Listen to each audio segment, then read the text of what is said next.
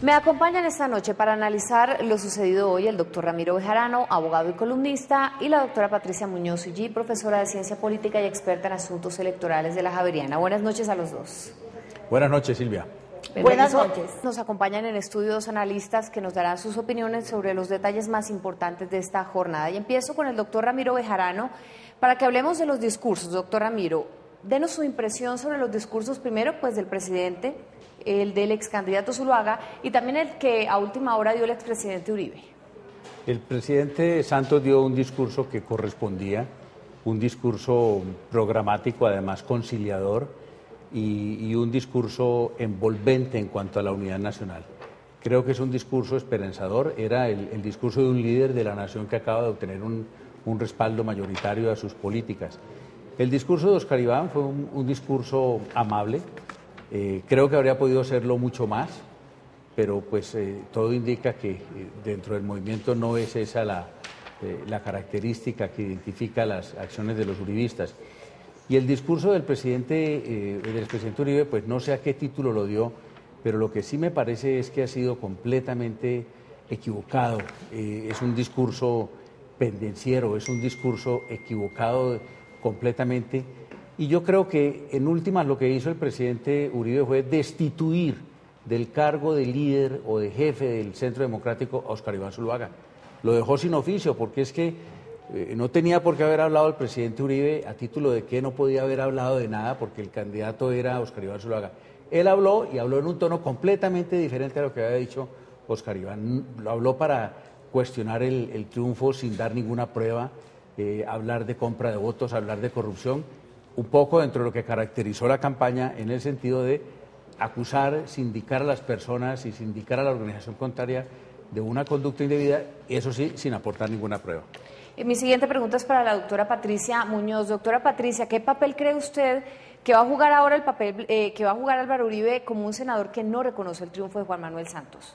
Indudablemente el expresidente Uribe, con la manifestación que hacía hoy después de conocerse el resultado electoral, se erige o confirma lo que ya viene haciendo en los últimos tiempos como el líder de la oposición desde el Centro Democrático.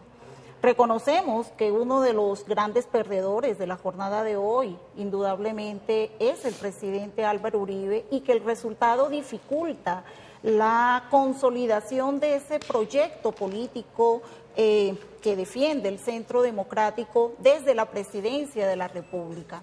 Pero indudablemente reconocemos en el presidente Uribe su capacidad para mantener una fuerte incidencia ante la opinión pública, un fuerte constructor de opinión pública, y va a seguir en su papel de ejercicio de la oposición desde su papel directo como líder natural del Centro Democrático, dentro del papel que realiza el partido con los 20 senadores y los 12 representantes a la Cámara, y también va a seguir incidiendo en los procesos de construcción de opinión pública.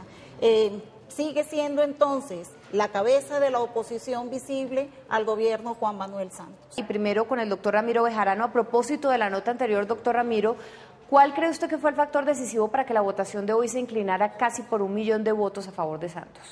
Yo creo que 3 factores importantes. En primer lugar, que yo creo que el discurso de la paz definitivamente pegó, le llegó a la gente, y que la gran cantidad de personas de diferentes procedencias, por lo general de personas de izquierda, tendencia liberal, librepensadores, intelectuales, terminó pegando y terminó sacando adelante la candidatura del presidente candidato.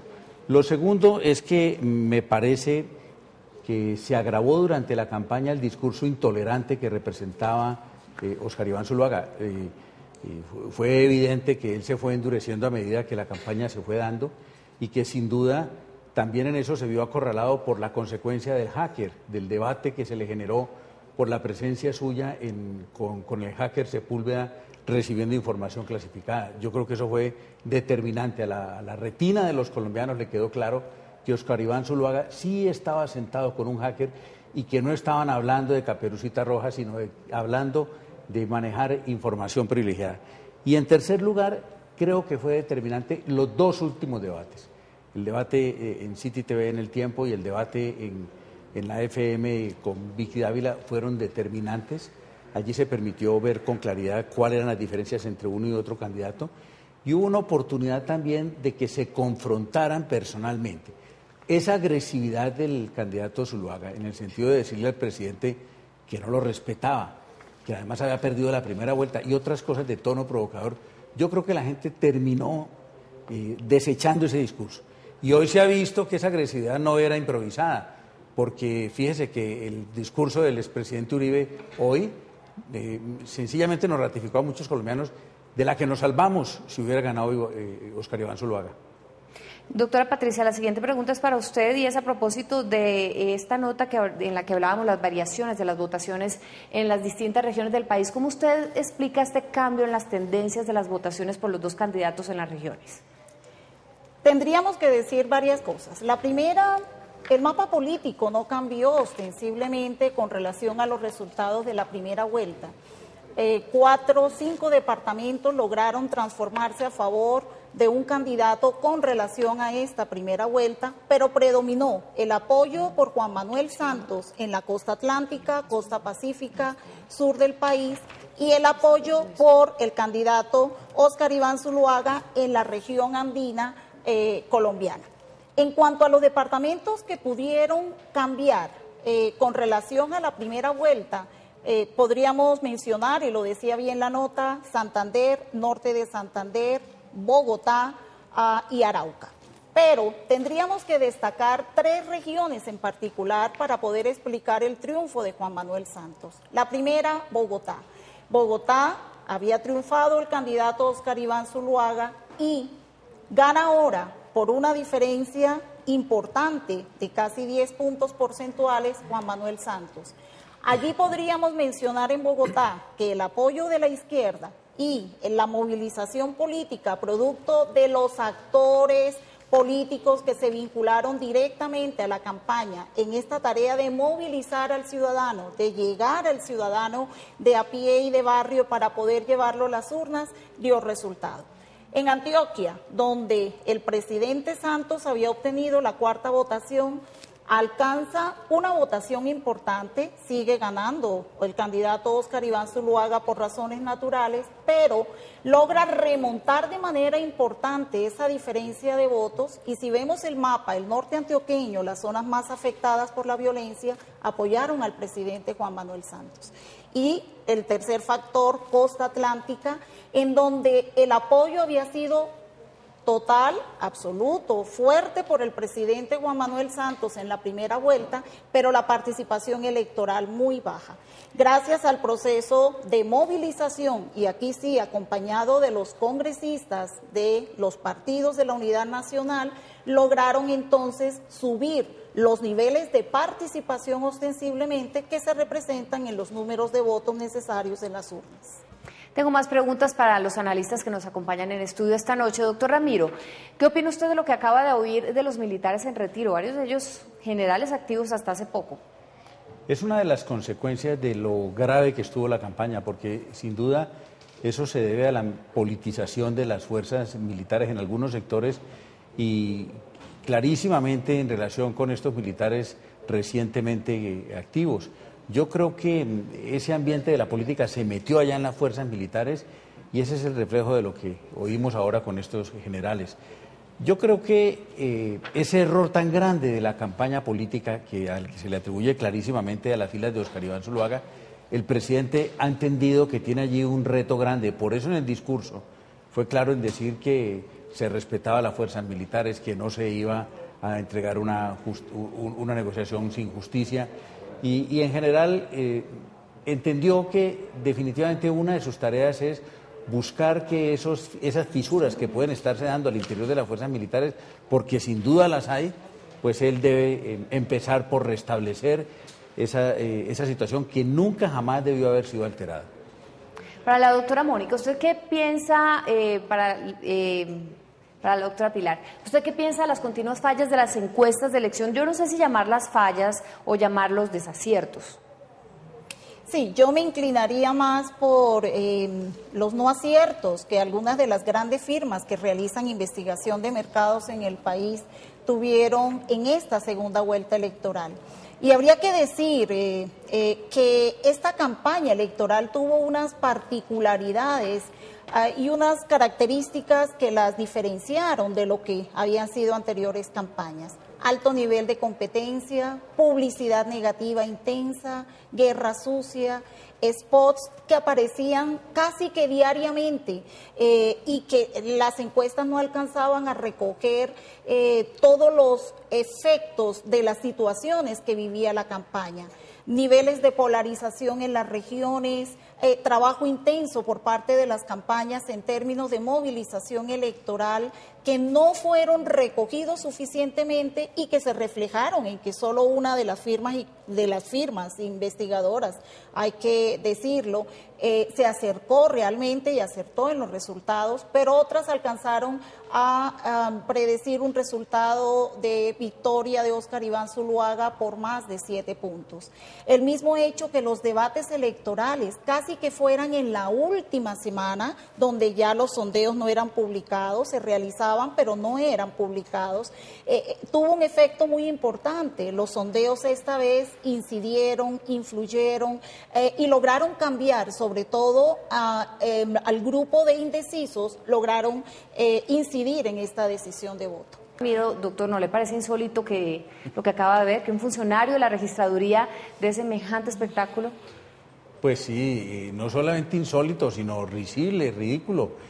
Si la campaña se hubiera demorado 2 días más, seguramente la habían convertido en publicidad, en una cuña comercial, porque es evidente que retrata mucho el talante de unas personas que yo creo que estaban empezando a celebrar antes de tiempo. Eso es lo que me indica a mí es que en las toldas del surriaguismo, como diría la señora Inés, creían que era inevitable que iban a ganar y que lo iban a hacer de manera arrolladora, y eso explica pues que una persona con una alta investidura en la registraduría en la noche del viernes en Cali, borracho, hubiera salido a celebrar anticipadamente el triunfo. Creo que es insólito, pero también muestra el folclore que se tienen ciertas personas por el oficio que desempeñan.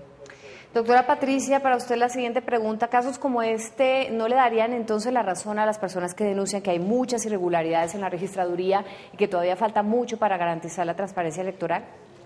Claro, es una lástima que un buen número de colombianos mañana seguramente no recuerden la celeridad con que la registraduría nos entregó hoy los resultados, pero sí recuerden el incidente con el registrador auxiliar. Por supuesto, hay un compromiso fuerte de parte de la registraduría y de las instituciones políticas en general para poder evitar, depurar, limpiar la imagen de las instituciones. Los estudios de opinión pública nos muestran unos altos niveles de desfavorabilidad de muchas de nuestras instituciones políticas y ello tiene su raíz en estas situaciones que impactan de manera fuerte, de manera negativa y que dejan en el imaginario de los ciudadanos esa sensación de que nuestras instituciones tienen altos niveles de corrupción. Y pensemos que el próximo año tenemos elecciones locales y allí el compromiso de depurar y de brindar los mayores niveles de transparencia, garantía y limpieza en los procesos electorales debemos trabajarlo desde ya. Doctor Bejarano, ¿a usted le gusta hacer predicciones? Ya nos ha hecho predicciones antes en el noticiero. Le voy a preguntar por otra. ¿Cómo prevé usted que será el gobierno de Santos con los aliados electorales que tuvo esta elección? Es decir, se podía decir que eran antes de centro derecha, se puede decir ahora que va a ser un gobierno de centro izquierda, por ejemplo. Me parece que la pregunta está bien, esta oportunidad más fácil porque el propio discurso del presidente señaló el rumbo. Él dijo hay que corregir lo que hay que corregir, hay que ajustar lo que hay que ajustar y agregó además que hay que reformar lo que hay que reformar. Es evidente que ahora Santos, teniendo un mandato tan claro como el que ha recibido ya no de unos votos uribistas, sino de unas tendencias políticas completamente diferentes, le tiene que dar un vuelco al gobierno, a todo lo que sea su futuro. Y en relación con las predicciones, déjeme recordarle una cosa a los televidentes, Silvia, que me parece importante hacerlo. La primera vez que vinimos aquí a hablar de las elecciones parlamentarias, hablábamos de que de que el presidente tenía que pasar por 2 vueltas. Cuando vinimos al debate con la primera vuelta, que fue el desastre electoral pasado, claramente tuvimos la precaución de indicar que eso se podía superar y efectivamente se superó. De manera que yo creo que hemos estado conectados con los hechos que ha demostrado la realidad. Para la doctora Patricia, usted hablaba hace un momento, doctora Patricia, de las elecciones que vamos a tener el próximo año de alcaldes y gobernadores. ¿Cómo usted cree que va a ser el impacto del uribismo con tantos senadores en el gobierno, no? Pues el Centro Democrático, con 20 senadores, lo habíamos dicho, 12 representantes, realmente no tiene la facilidad para construir una mayoría en el Congreso que pudiera preocupar enormemente al presidente Juan Manuel Santos. En cambio, el presidente Juan Manuel Santos, con los partidos de la Unidad Nacional, está más cerca de lograr consolidar esta mayoría. Más aún si tomamos en cuenta que los partidos de izquierda, Polo Democrático Alternativo, Alianza Verde, seguramente conformarán esta gran mayoría cuando se trate del tema de la paz. Hasta tanto estos temas no tengan que ser discutidos y aprobados al interior del Congreso, indudablemente lo más probable es que el Polo Democrático Alternativo y la Alianza Verde se mantengan en la oposición de izquierda, que el Centro Democrático y el Partido Conservador, que tendrá que definir su rumbo, podrán armar una oposición desde la derecha, y Opción Ciudadana eventualmente apoyar bien al gobierno, bien a esta coalición de derecha. En todo caso, será para el presidente Juan Manuel Santos más cómodo intentar conformar estas mayorías que al Centro Democrático mismo. Yo tengo una pregunta más para el doctor Ramiro Bejarano. Doctor Ramiro, se ha especulado mucho ahora sobre el futuro político del expresidente Uribe, especialmente como senador. ¿Usted cree que, como dicen algunas personas, él se va a posesionar o que si se posesiona él va a renunciar de inmediato, como se dice? ¿Qué opina? Yo sí creo que él se va a posesionar. Me parecería un acto de irresponsabilidad gigantesco que no lo hiciera y además peligroso para su propio prestigio, porque es que si el expresidente no se posesiona, esa es una causal de pérdida de investidura y no creo que él se vaya a exponer a perder la investidura ya en su condición de expresidente de la República. Ahora, que se posesione y renuncie, ese es un escenario mucho más posible, pero no tan inmediato. Puede ocurrir en el curso de los 4 años que va a tener como congresista y todo dependerá también de cómo se vaya viendo el panorama político. Pero por ahora no creo que el expresidente Uribe ni vaya a dejar de posesionarse o que se posesione y renuncie al día siguiente. Va a haber Uribe en el Senado torpedeando, molestando, y yo creo que llevando la voz cantante de su movimiento. Generando oposición. Y la doctora Patricia, la polarización política, doctora, en que quedó sumido el país ahora, ¿va a permitir que se haga un proceso de paz exitoso? ¿Usted qué cree?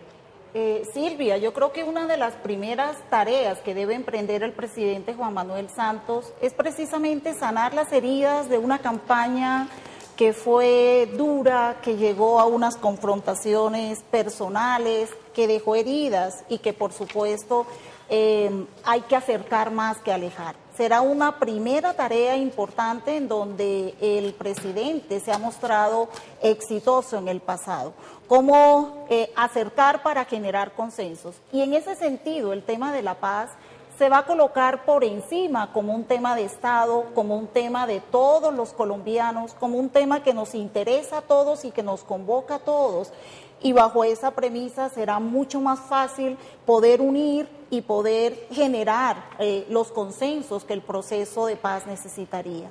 Pero además vamos a tener un Congreso en donde con la representación de las diferentes fuerzas y con las oposiciones de derecha y de izquierda que se mantendrán, se podrá dar una discusión que es sana para la democracia. Siempre el ejercicio de la oposición desde el Congreso, basándose en argumentos y en posiciones claras, enriquecedoras, desde lo político, seguramente que van a enriquecer esta discusión alrededor de los temas de la paz. Bueno, ya veremos entonces a los dos, al doctor Ramiro Bejarano, columnista, abogado, a la doctora Patricia Muñoz, profesora de Ciencia Política y experta en temas electorales. Muchas gracias por sus observaciones, por acompañarnos esta noche. Gracias. Gracias, Silvia. Bueno, buena noche.